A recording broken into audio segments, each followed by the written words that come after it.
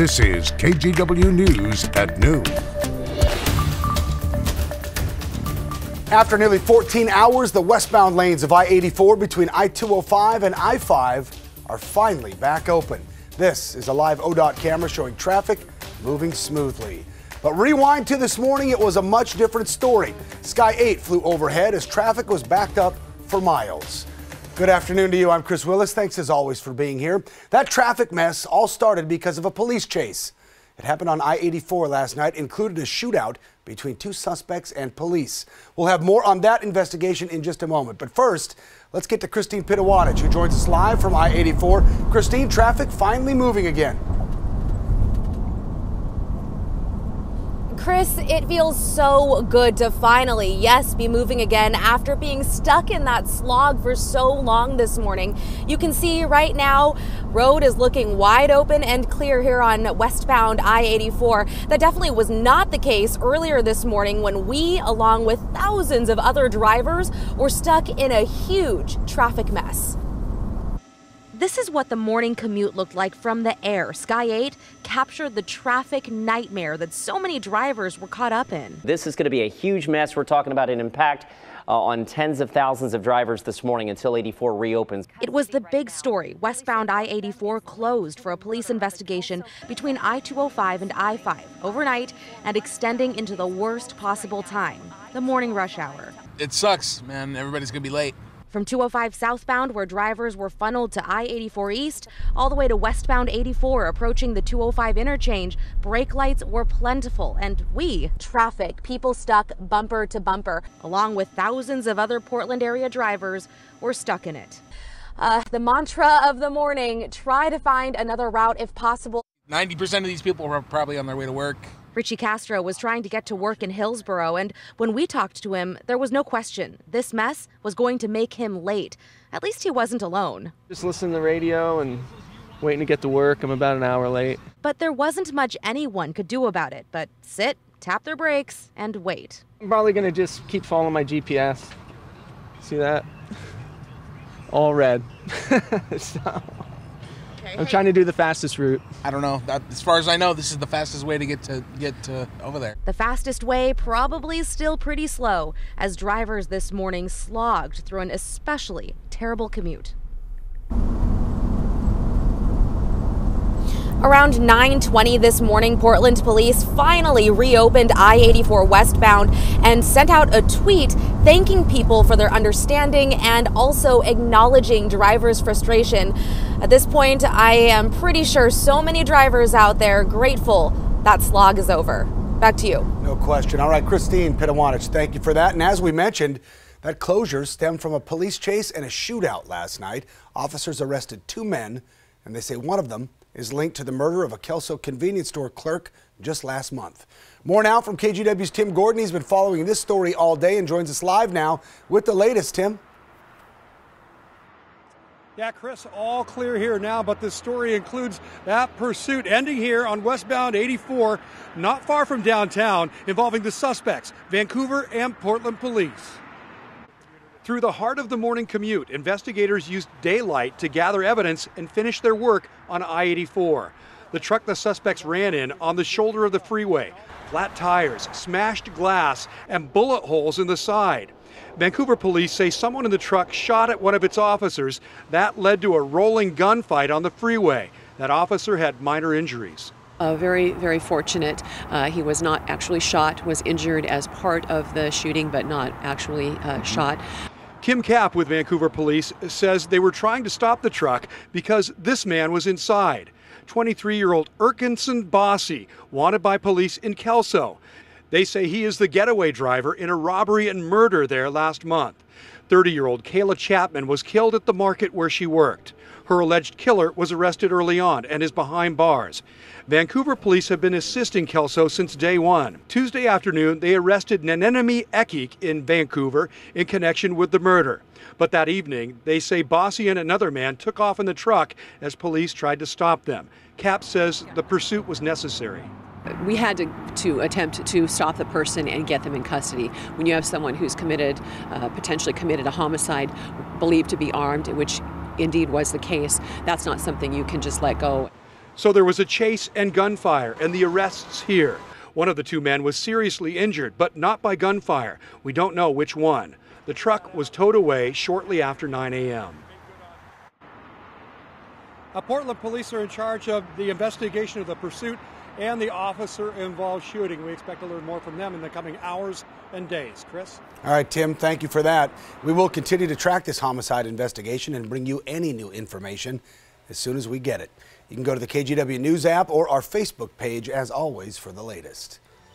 All right, let's get to your forecast now. Rose City Skycam shows us a cold but beautiful day here in the Rose City. We're seeing a big change from the snow we had yesterday. Meteorologist Rod Hill tracking sunshine and some warmer temperatures this afternoon. But Rod, it was cold overnight. Oh, it was. You know, this morning at the airport, the coldest temperature we've had so far this winter season. At least 24, and the low at PDX might be recorded as 23 when that report comes out a little bit later. Look at the sunshine, though, in Pacific City, and the temperature at the beach already into the upper 30s. Now, from that, we'll go to Central Oregon, where it's also beautifully sunny. Here's Eagle Crest. Redmond is at 30 degrees right now. Obviously, they still have some snow on the ground. Then here's that downtown Portland shot. Noontime temperature 34. That equals where we were at this time yesterday. Now, yesterday, the high was 37. We didn't have as much sun, so you would assume we're at least going to get up to 38, 39, maybe 40 this afternoon. It's 37 right now in Beaverton, still in the 30s. Not much wind, but certainly a chill to the air. Salem, good afternoon. You are at 37 degrees. So uneventful weather moving forward. We try to get to 40. Some of us will make it, some of us won't. Back down to near 20 tonight. Now, coming up, maybe the reason you're watching the new news today, tracking that chance of weekend snow, which at this point I think is likely. I'll have that forecast shortly, Chris. All right, we'll see you then. Rod, thank you. Camas police say a speeding driver caused a deadly car crash. Happened on Northeast 3rd Avenue just after midnight. When first responders got to the scene, police say they found a sedan on its roof, 2 people inside. The passenger died. The driver was taken to the hospital with non-life-threatening injuries. This noon, new questions surrounding the pilot who died in a plane crash in California. 75-year-old Antonio Pestini was initially identified as a retired Chicago police officer. But as NBC's Morgan Chesky reports, the police department has no record of him. It's the deadly plummet caught on camera, a plane breaking apart midair before crashing into a Yorba Linda home, killing 4 people inside. In a backyard, crews found the plane's cabin and the body of the pilot, 75-year-old Antonio Pestini. This morning, new questions are being raised about Pestini's past. After finding police credentials, a coroner identified him as a retired Chicago police officer. But the Chicago PD telling NBC News they have no record of anyone by either name ever being a police officer in Chicago. And upon further review, the credential appears to be fictitiously created. And a badge he was carrying was reported stolen in 1978. Pestini's daughter described him as a caring father and experienced pilot, saying he'd fly from his Nevada home to visit often. Grandfather was and always will be everything to me. Prior to Sunday's crash, the FAA reports Pestini had a clean flight record. In November, he joined Angel Flight as a volunteer pilot, giving free flights to anyone with serious medical issues. The NTSB is now trying to determine what caused the catastrophe. The alternator broke free and shot through this window and went through that wall into the bathroom. For neighbors now facing a debris field hitting more than a dozen homes, the frightening aftermath now fully realized. This could have turned into a huge disaster for the entire neighborhood. We're also learning from Pestini's daughter that he was born under an entirely different name, that of Jordan Isaacson. Meanwhile, a vigil is set for Thursday for the 4 victims killed in a nearby home. Morgan Chesky, NBC News. Well, the FBI needs your help. They're looking for possible victims in a string of sexual assault cases that span across multiple states, including Oregon. Within the last hour, the FBI wrapped up a press conference with the Yamhill County Sheriff's Office. The Yamhill District Attorney says the suspect, 52-year-old Robert Kirster, owns a farm in the Carlton area. The DA says Kirster took nude photos of models at his property and is alleged to have sexually assaulted many of the women. He would bring models from other states to Oregon, bring them out to the property where they would be photographed. We're looking for information about from individuals who may have been victims may think that they potentially were victims, and as importantly, other individuals who might know of people who were at this particular property and in the home with Mr. Kirster. The Yamhill County Grand Jury has indicted Kirster on 32 charges relating to 4 different victims, including a minor. Back in November, officers arrested Kirster in California, where he was living at the time. A Portland man accused of abandoning a 5-month-old baby in a Montana forest has pleaded guilty to 2 charges. 32-year-old Francis Crowley pleaded guilty to criminal endangerment and child criminal endangerment.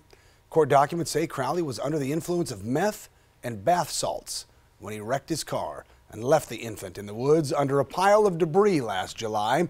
Officers were able to rescue the baby. Crowley set to appear in court for sentencing in March. Divisive, calculating, and nasty. That's how the Senate's top Democrat is describing President Trump's State of the Union address last night. NBC's Tracy Potts has more on reaction from lawmakers in Washington.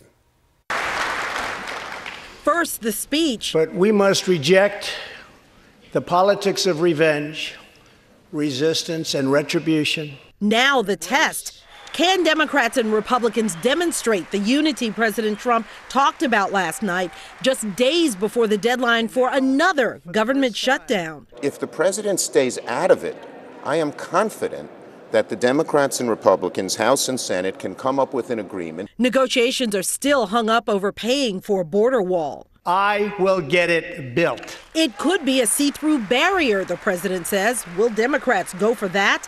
Today, Vice President Pence could not guarantee the government won't close again next week. He said he was determined to get the funding to build a wall and secure our border, and he was willing to take a stand to accomplish that. The shutdown was a stunt engineered by the President of the United States. The president took a swipe at the Russia investigation. Ridiculous, partisan investigations. But said nothing about gun violence. Many people are dying in our country because of the epidemic of gun violence, and that is an emergency. He's focused on North Korea. To those people who are criticizing the president, how well did you do with Rocket Man? Headed to Vietnam later this month to try to convince Kim Jong-un to give up nuclear weapons. Tracy Potts, NBC News, Washington.